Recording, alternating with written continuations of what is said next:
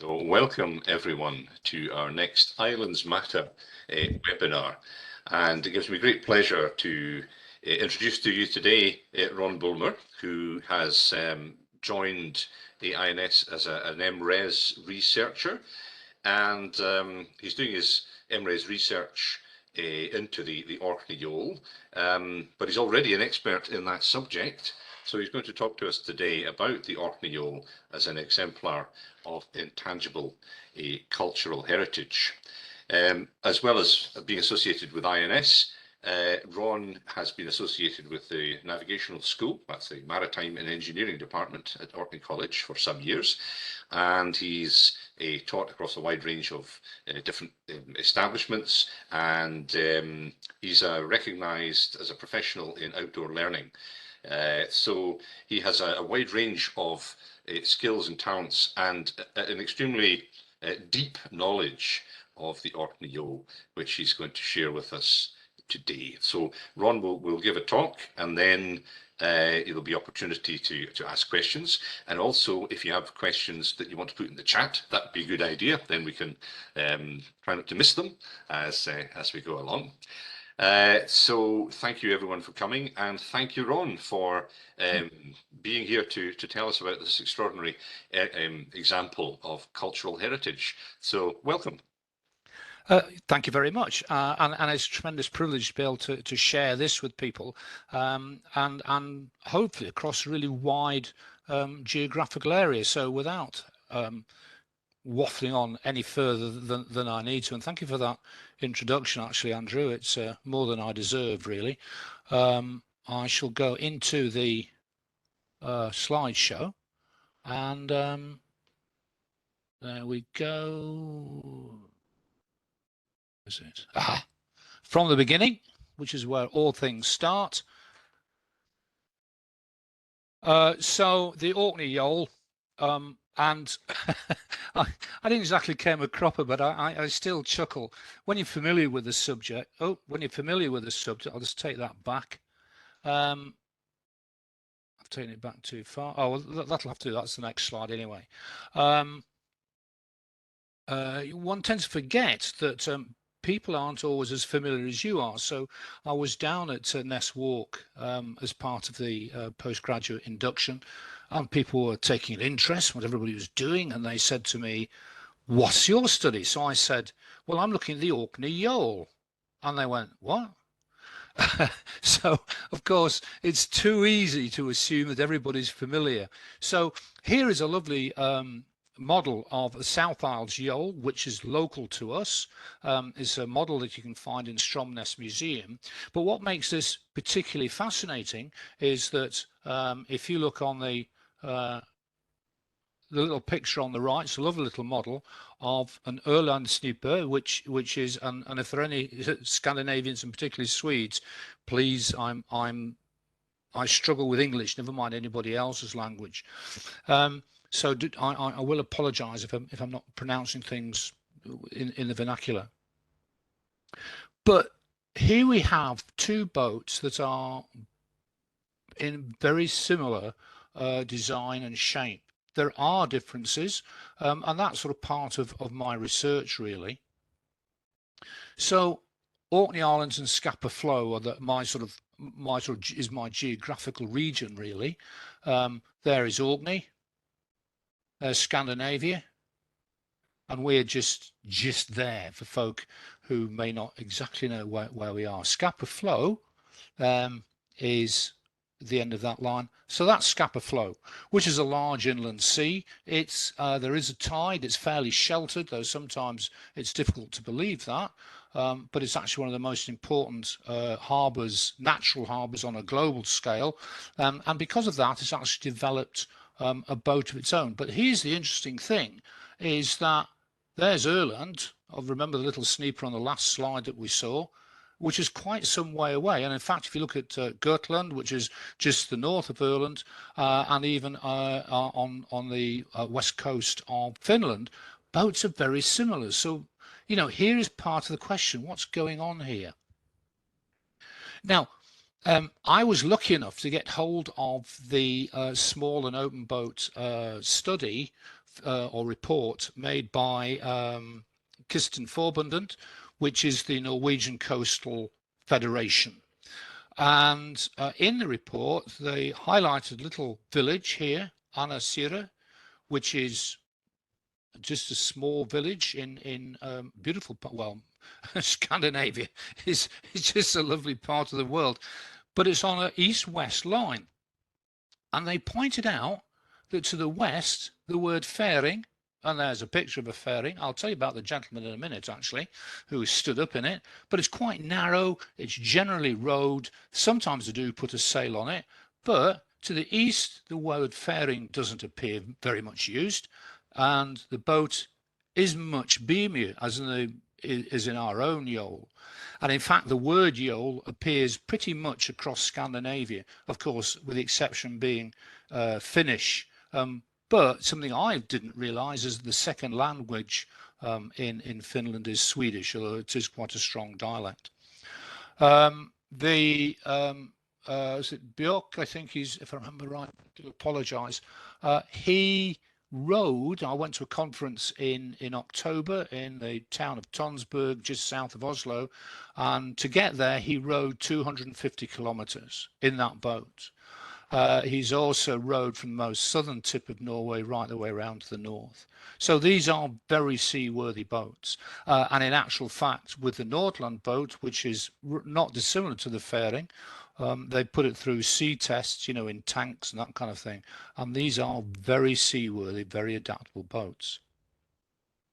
So they're old, you know, and if we have a look at this Nar, which is, again, there's some discussion as to what a Nar really is. Is it a war boat? Is it a cargo boat? The truth is it's a bit of both, really. As things develop, because the Viking, there's that wonderful myth that they all walked around with horns in their hats and that kind of thing, which of course I think most of us now realise is just a jolly good story. And in a way the same with the boats, because they were good traders, they were settlers, they were colonists, and they had to have a way in which to keep that all together. And really the Nar is the boat that did it. So it's a lengthy boat, it's very seaworthy, and this one, well, in fact our knowledge of these boats was hugely improved after an accidental find in Skuldelev fjord just in Denmark, and they found a number of boats that had been deliberately sunk as a defensive measure. They've been resurrected, excavated, archaeologically restored, and here is one of the models. And in fact, the types of wood are fairly similar, fairly typical of boats that are still used today. And actually, at this conference that I went to in Tonsberg, this is one of the issues that they're looking at, is trying to ensure that there is a plentiful supply of wood to build boats.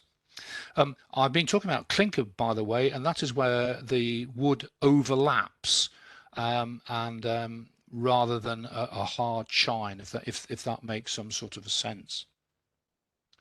So here is another boat from Stavern, which is again on the more eastern side of Norway, and you can see there's a little bit in the side there where they would row, but a boat like this could actually be sailed.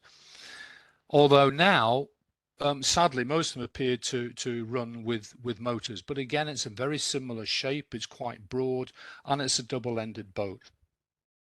This was built in 1939, and the shape hasn't designed it. And in actual fact, after the war, this type of boat, the Snekke, was used as a sort of symbol of freedom and liberty from occupied Norway. So it's very much close to the hearts of the Norwegian people. Just going back a little bit further, it's just worth briefly touching on just to see how old this design is. You know, we're looking at, you know, well, there's the date, you know, 310 to 329 CE. And again, very typical of Scandinavian forests. So this one, by the way, notice it's Anglo-Saxon, but it's come from Nydam, which is in Denmark. So there's a big sort of Northern European link and a deep historical link, which is really I find absolutely fascinating, and I'm not quite sure where it's going to go, but strands are coming together quite neatly. This actually, for me, was my eureka moment as a result of the conference. In the middle of it, of course, is the boat, and you go down to a harbour or a marina, and you see a boat. But there's so much. I'm not going to go through the whole thing. You'd be pleased to know, but you will see through it that you know, what's it made of? What kind of environment is it going to be used in? Who's going to be using it? What's propulsion? So in the days of wooden boats, every boat, it may have a similar pattern, similar design. Everybody recognizes it. It's good for the area. It works well in those waters, but they're all unique and they're all individual. And I'm lucky enough that in fact, I only saw him last night, a retired boat builder who completely agrees with me on that. Every boat is unique. So it does make them very, very special. So here we have just some designs and how they've adapted over the time. The top left boat, that's actually my own boat on a maiden voyage after some reconstruction. And I've taken the liberty of putting in a little bit of Orcadian. So it's exactly the same boat, really. It's the flit boat. And that was, so if somebody moved from house to house in the days before roads, they would use the flit boat. So doing a flit meant going on a moving house. The Kai boat was slightly, oh, I should add, there is actually a photograph of a picture with people's belongings, and perched right on the very top. It all looks a bit precarious, but perched on the very top is a pram. What I'm not sure about is whether or not the baby is actually in the pram. The Kai boat, this could be something of a dodge maneuver. And it's one of the few words, Kai is one of the few words that's left over from Norn, which is the old Norse language that was spoken in Shetland and Orkney. And Kai is the plural of the word cow. So when they moved cattle from, and which they still do, but they don't use Yoles anymore, it was, again, that was particularly hazardous, or could be, because every now and again a cow would put its foot through the hull of a boat. And in fact, with the post boat, there was between mainland and Rousey in the end of the 19th century was actually lost. So with the South Isles Yole, it's two-masted. It has a sprit rig, so in other words, it's the sail itself is held up with a long piece of wood going from diagonally from the bottom of the mast to the top corner of the sail. The other ones are Norwegian. These I managed to get to visit the newly refurbished regional boat hall in the National Maritime Museum in Oslo. So there's the Kirkebut, which church boat. Those of us who are familiar with the Scots and North English word kirk, it's exactly the same word, and was built, it was generally larger to get people into church, but there was a pragmatic approach, and it was also used for fishing. There's the Snekker or Sjekte, which I've mentioned earlier, a nice model, and we had that line drawing from Stavern. The area of Tonsberg is part, there are only two marine national parks in Oslo, and Færder is one of them.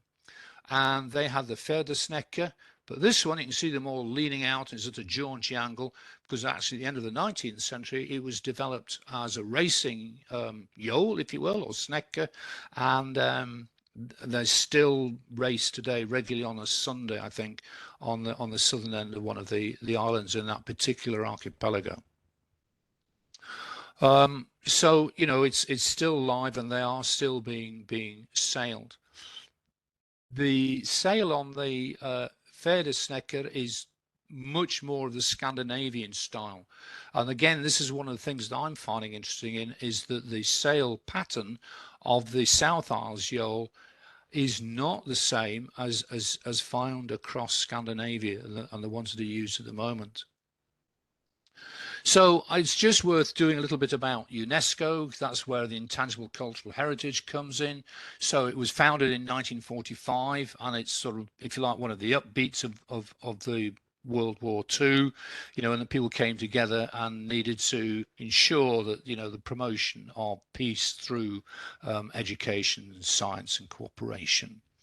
And from that, yeah, that's right, a scientific and cultural organisation, sorry, my mistake, promoting world peace through international cooperation, education, arts, sciences and culture. And that's been developed. One of the earliest developments, and those of us in Orkney are very familiar, because we've got, you throw a stone and you pretty much hit a World Heritage Site. So it's a cultural and natural heritage around the world considered to be of outstanding value to humanity. So, you know, things like the Nessa Brodka, the Ringer Brodka, as I say, there's more sites here than we almost know what to do with, and that makes us a very, very, very fortunate. The intangible cultural heritage. Well, when the French got the baguette, it was a little disingenuous, I found. And it was up on the news about, oh, the French have got the baguette as part of their intangible cultural heritage. And the reason why, it actually ticks all the boxes. So what is the intangible cultural heritage? And in a nutshell, it's the skills produce traditional crafts of which the baguette is. And it's actually the same true of all clinker-built vessels. Okay, so the traditional, but it's contemporary and it's living at the same time in the way that a baguette does. You know, it's very much, it's the iconic piece of France in the way that traditionally built boats are iconic of Scandinavia and the Northern Isles here. They're inclusive, so it means it's not just the preserve of a few. You know, it's inclusive in the sense that it includes people. It's a very community aspect, and so it's representative of a community. And as we say, and I've laid on heavily with no apology, it's a community-based activity. If you go back to that sort of chart that I did, you know, making ropes, cutting trees, getting the boat down to the water. One of the big things every year, in fact, they've been doing that in Volda, getting the boats down to the water, is the boat drag. And that's a very much a community-based activity. So how did intangible cultural heritage and the Nordics, and in fact us, how does that all come together? Well, Kisten Forbundet, as the lead organisation, and in fact this was the first for UNESCO, combined the main Scandinavian countries, so Denmark, Iceland, Faroes, Norway, Sweden, Åland. And in fact, there was a move to try and get Orkney and Shetland involved, but I'll come to that. It's impressed, so I'll take that back actually. It impressed that one of the things that really impressed UNESCO and the authorising committee was that never before had a group of countries come together to create a combined bid. And looking at our boats here and the same with the boats in Shetland, you know, really they should be on the register. So in fact, I've done a certain amount of correspondence with Oslo and with our elected representatives here. So we're in between that. It'll be interesting to see what comes of that. So in 2012, the Museum Galleries Scotland was the first UK organisation to become accredited as the expert NGO for UNESCO. And so at least there is a voice, certainly in Scotland, on that particular, you know, on that advisory board. However, I have discovered that there has been a response. The culture minister from Holyrood did write to the counterpart in Westminster and about, look, you know, because foreign policy is a preserved part of the devolved government. It's under the UK government. It is their call, if you will, and the official response is that it is under review. So I'll be intrigued to see where this correspondence ends up. Part of the intangible cultural heritage requirement is that you have to show that you are being proactive, you're maintaining. So if you're on the register, you can't just sit back on your laurels. And in fact, there was a British city, I'm not dropping any names, actually lost their World Heritage status because they decided to build something across the iconic buildings that they got the claim for. And and they lost the privilege. So there is, and that was actually the point about the conference in Tonsberg, that they wanted to see, well, where do we go with this? And as Andrew pointed out in his kind introduction to me, I'm very interested in being involved with outdoor learning for a good number of years. And this intrigued me. This has come from the Viking Museum in Roskilde in Denmark. And they have just set up, as you can see, 2023, it's hot off the press, a coastal leader sailing traditional boats, but they're doing things like camping. They're looking at things like the cultural heritage, as well as learning to sail traditional boats. And at the moment, there is nothing that exists like this with the national governing body for sailing in the British Isles. And that's something else I think I might take up the baton with, because if we lose these skills, you know, it's very much part of how sailing developed. And then my last slide, just to sort of bring it back into a history, there is a South Isles Yole in Stromness, and you can see the two C-shaped holes for where the masts went. And my boat, even though it was relatively modern, actually 1973, I think, is exactly the same as that. So it holds good. I suppose the nearest at the moment we can get to intangible cultural heritage, the Maritime Coast Guard Agency have a marvelous booklet called the Recreational Craft Directive, and any boats that build that have a history before the 1950 is they think that, well, if it stood the test of time, we don't need to put it through its paces. And there is no two ways about it that the Yole fits into that category. So that's me. And if anybody wants to take it any further, that would be wonderful. Thank you very much indeed, Ron. It's very interesting to see your connections to the Nordic world and where you've been to see similar sorts of boats. So I'm sure there will be some questions for discussion. I've got a couple just to kick us off. One's a sort of specific one about the nature of the boat, and then another one's more of a kind of a philosophical question. So I'll start with the first one. Yeah. I know this is going to be your research, but could you give us a sort of a simple explanation of the similarities and differences between an Orkney Yole and a Shetland Yole? Yeah. The Orkney Yole tends to be, well, the South Isles Yole does have oars. It does tend to be tends to be sailed, and usually, as you saw with my boat, it has two masts and three sails. The Shetland Yole, like the 6-arene, the 4-arene, are more frequently rowed because it suits their waters much better. But the sail, I have come across, and this is something else I need to follow up on. But the sail rig that I found, where they've used a sprit, which is that diagonal bit of wood, the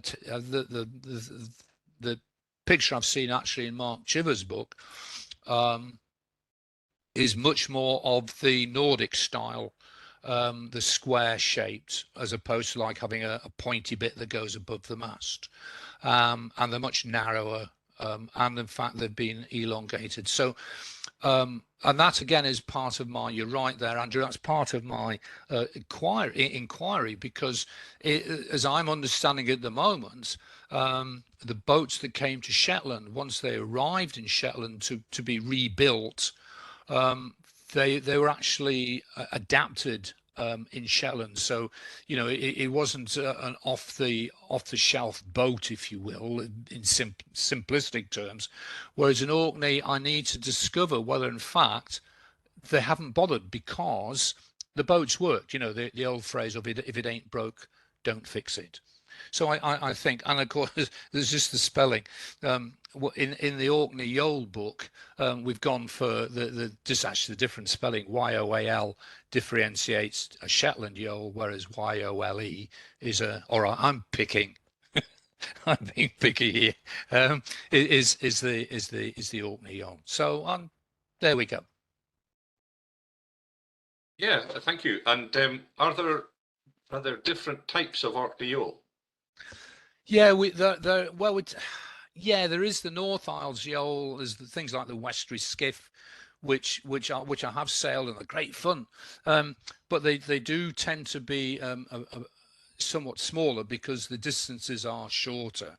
There tends to be bigger, and of course, if you're going out into the Pentland Firth, you do need a fairly solid boat, because if you are aware of the tides in the Pentland Firth, it doesn't take any prisoners if you get it wrong. Whilst, in fact, last summer I was on the Swan, and don't get me wrong about the tides. When I was on the Swan from Shetland, there was absolutely no wind, and we were sat on Edie, and somebody said, "How fast are we going?" And we're doing about 10 knots, and that was just with the tide. Wow. So yes, yes, it was a wow moment.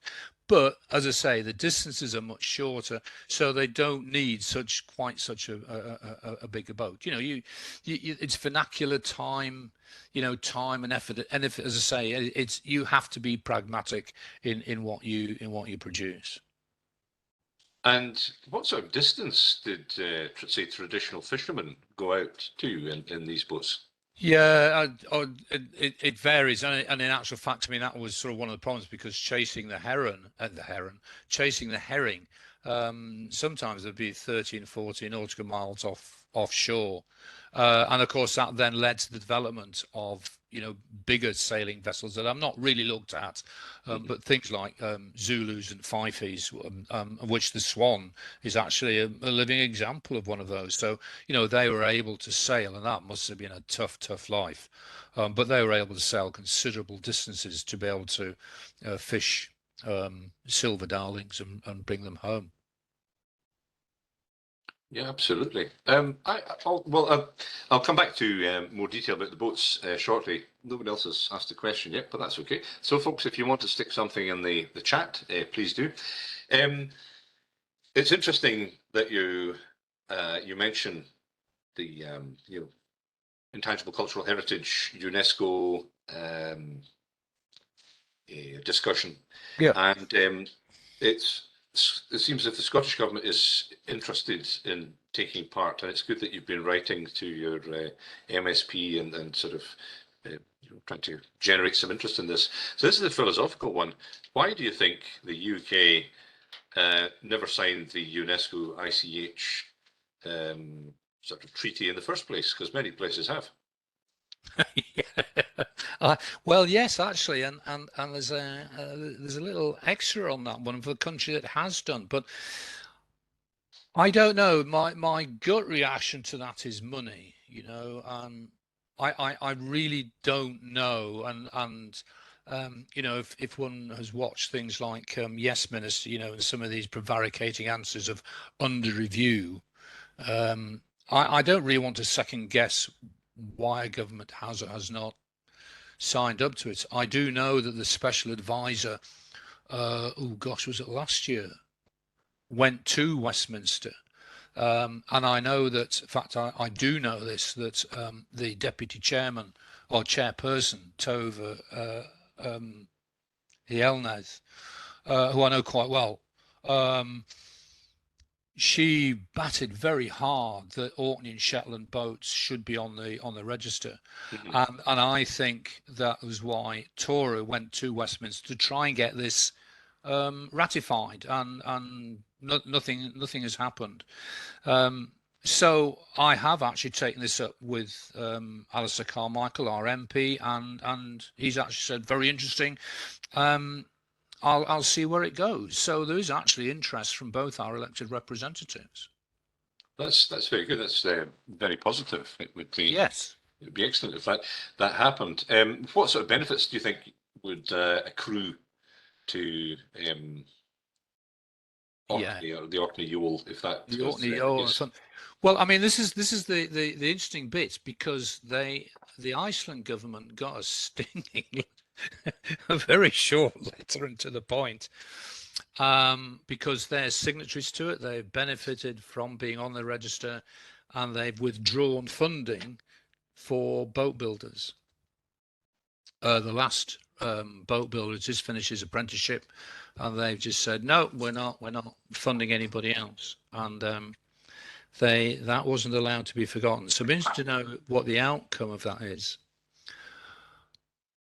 I think the advantage of it is it's something useful in which to promote a heritage, something that's of heritage value. And if we look in Orkney, we've got things like bear meal, for example. There's many examples, and I think it gives it that status, that thing that sets it apart as being an important part of our heritage.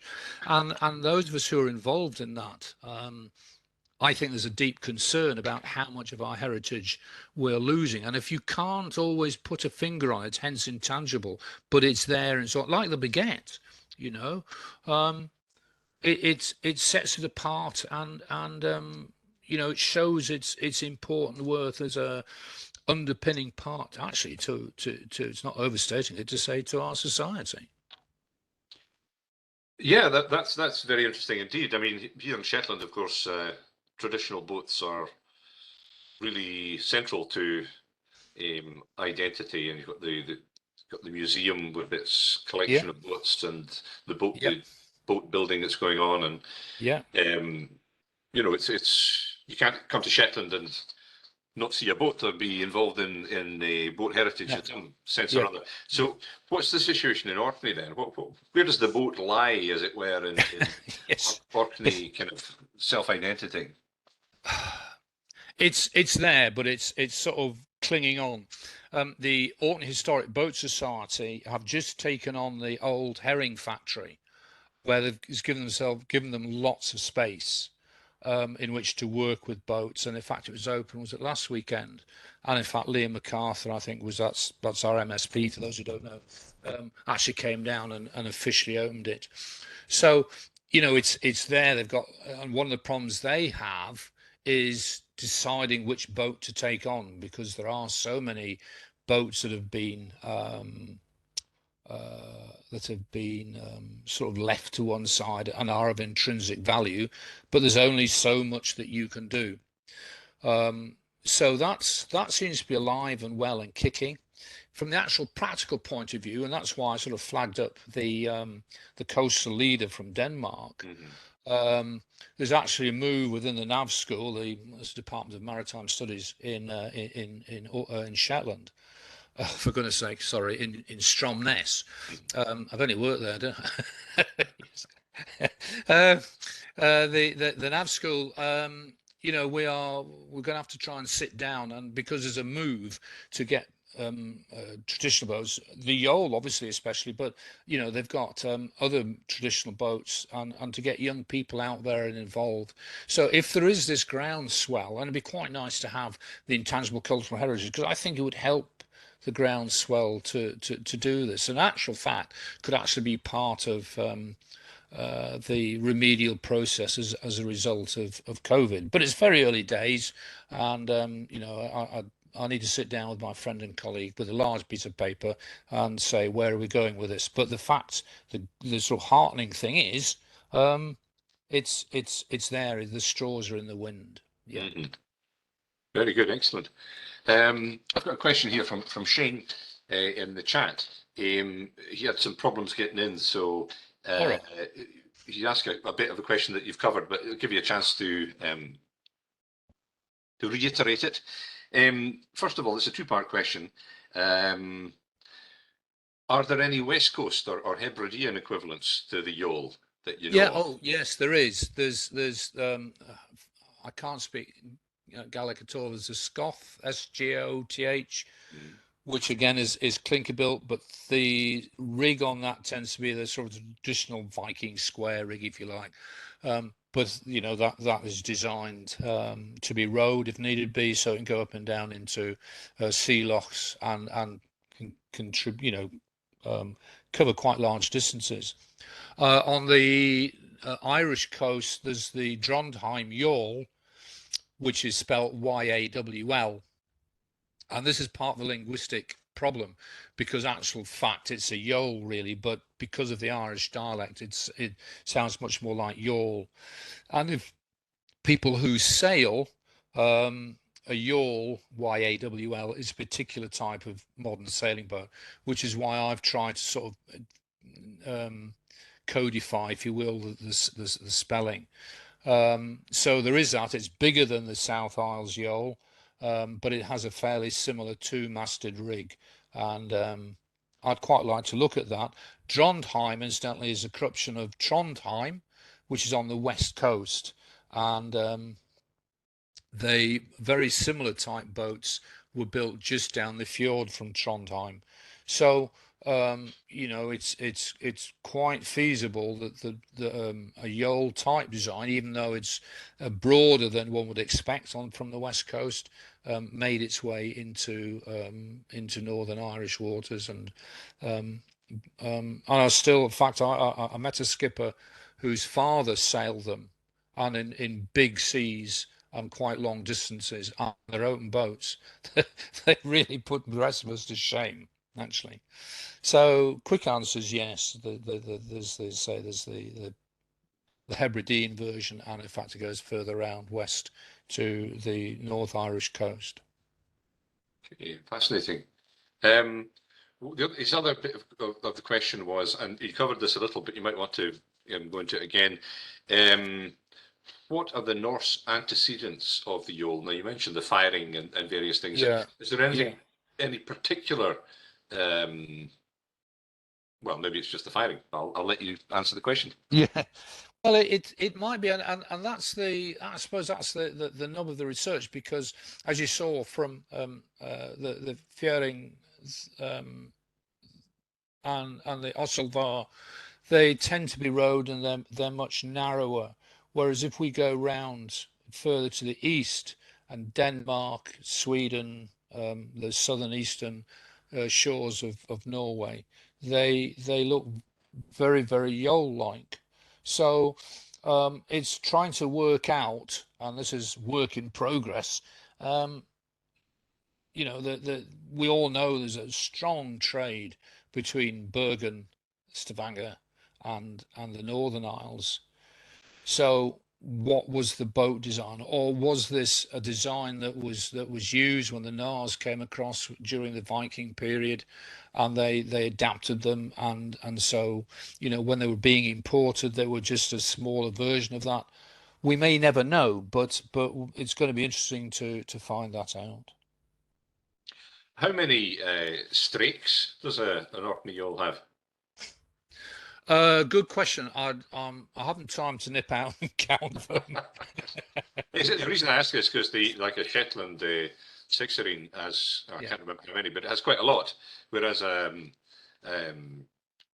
firing or six ironing in Norway has a few. It tends to have much broader strakes. So just wondered. Yeah, I think it's I'm not going to make up, because I'm be quite honest with you, I don't honestly know, but but they are it's how do I put it, it's a solidly seaworthy boat, and yet there's an element of flex in there, so they're not a rigid boat, but having said that, there's always the element of compromise. Excellent, thank you. And Brian has got a question here. He says, is the sandy Yole the same as the North Isles Yole? Well, I suppose if one could almost sort of, if you wanted to use a broad brush, and it depends on the definition. By definition, sandy's in the North Isles, but there may be differences, you know, in the way that dialects, you know, at one time, you could tell where somebody came from by the way they spoke. You can tell where people came from by the boat they used. So one would have to do a little bit of further research to see if there was actually a pattern that classified it as a North Isles Yole. There's nothing to say. There's no unearthly reason to say, well, actually it's a sandy Yole, and it has a pattern unique to Sandy. Okay, that's will come out as in further research. We've got an answer here. Dennis tells us that South Isles Yole has 10 streaks. So, Oh, thank you. There we go. So, okay. Well, just see if there's any further questions there. And while we wait, what's the traditional boat building?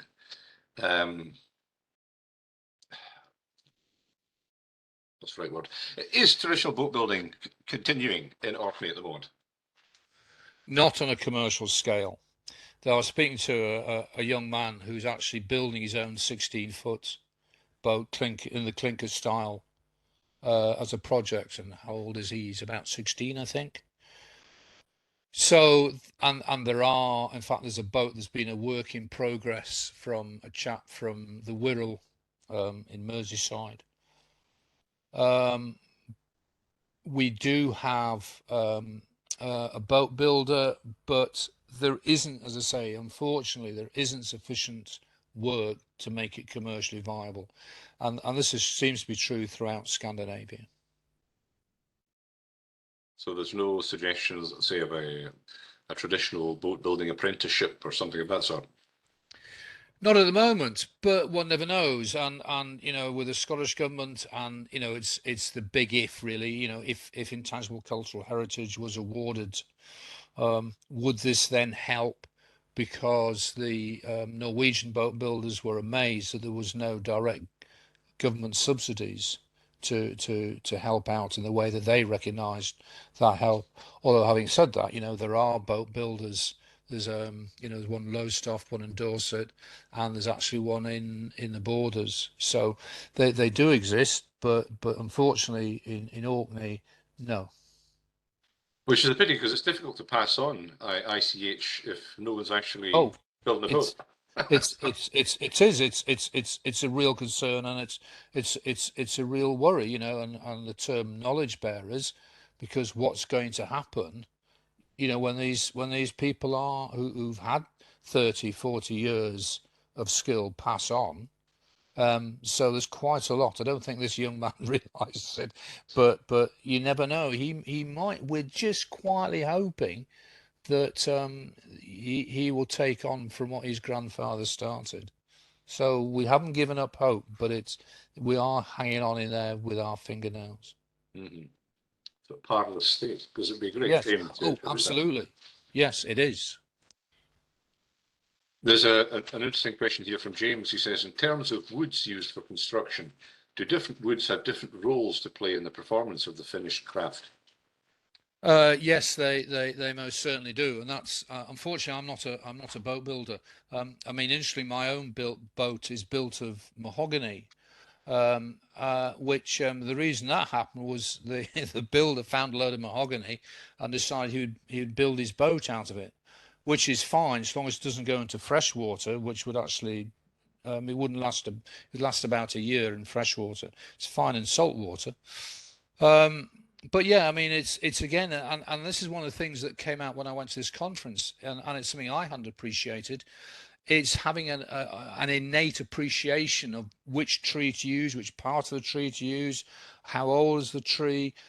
Just selecting the right wood makes a huge difference. So I mean, there are some parts as the sinew butt, which is built of oak, which is heavy, it's durable, but because it's almost tideless in that part of Norway, there's not the same need to drag the boat up out of the water, as an example. Some of the masts are made out of, I was reading that the Swedish snipper, they use a pine for a lot of the spars, a lot of the masts. So yeah, it's and of course again, this is the, you know, what is available locally as well. Talking about wood, you mentioned that in the Shetland case, Yeah. that wood boat parts came across and then they were amended and tweaked by boat builders in Shetland. But we have a lot of evidence for the wood trade with the area sort of just around Bergen. Yeah. What sort of evidence is there for the importation of boat parts to Orkney? Yeah. Well, a lot of it actually is linked. There was certainly, and in fact, it's actually, it's still there are still links. The slightly as an aside, and it's not, we're not talking exactly historical, but the boat, the Fram, was actually designed and built by a Scottish Norwegian boat builder, a man called Archer, who produced some superb boats, and that was in the 1890s. So there's still still links. But as far as the sort of the medieval trade, there is definitely evidence of that. Orkney and Shetland are not known for their trees, and we needed boats. And they certainly during the Scottish period they lost a lot of trees because of their own ideas of navies. So yeah, there is evidence. I can't off the top of my head actually point you to quote you chapter and verse, but it is definitely, there is definite historical evidence that that there was considerable, well, I wouldn't say considerable trade, but there was definitely trade, so that both Northern Isles got their boats from Norway. Mm-hmm. Yeah, well, we need to look into that as the research goes on. Yeah. And we have time just for one last question, which I see is there from Sophie. She says, what about elsewhere in the world? Do you know if this style of boat crops up anywhere else? Let's start. Oh, now then. Hang on. Well, we certainly look across the Faroes and Iceland, this style of boat. There was a boat builder from Torridon in the West Highlands, went down to Borneo and introduced clinker style to some of the indigenous boats there. But I don't think the indigenous peoples of Papua New Guinea are sailing Yoles. But that's just interesting. What was that? At the end of the 19th century, I think, part of the big colonization. It's a fairly, it does tend to be the style that we have, as we understand it, that is double-ended, that's clinker built, is, if you will, Northern Europe. Yeah. The word Yole, though, however, has ended up in French, which is a bit of a curious anomaly, and is used as in Martinique. But their type of Yole is very different to what we would recognise here or in Scandinavia. Yeah, you mentioned Öland and Gotland in the middle Yeah, of the Baltic. yeah, What about the Eastern Baltic? Do they turn up in yeah, Estonia and yeah, Finland? yeah.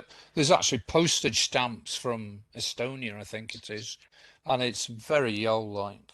And they've done some excavations in Tallinn, I think, and they are. It's such a almost ubiquitous style of craft. So they must be good, and it must have worked.